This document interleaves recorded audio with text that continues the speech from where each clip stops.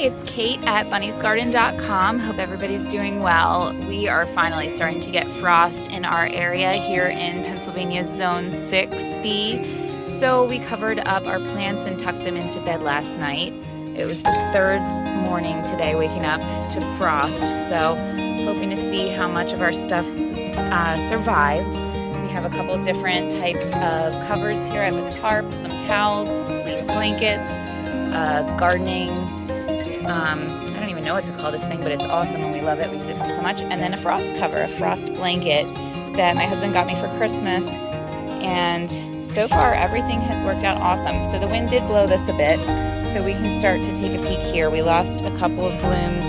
Unfortunately, the stems got hit by the frost. Some of the foliage suffered, but nothing a little pruning won't help. I think if we have a long enough warm season the rest of October and early November, we might see a few of these other blooms start to open up soon, hopefully. So underneath the cover, our hosta did take a little bit of a hit here, but not too bad. I'm actually more concerned about the dahlias, and they seem to be doing well. So here's some of the lower growing ones right here. The plant looks great considering it went down to 30 degrees last night and this morning.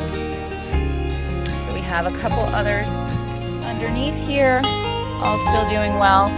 I highly recommend this frost cover from Amazon, and in absence of that, you can use any kind of tarp or cover that you might have.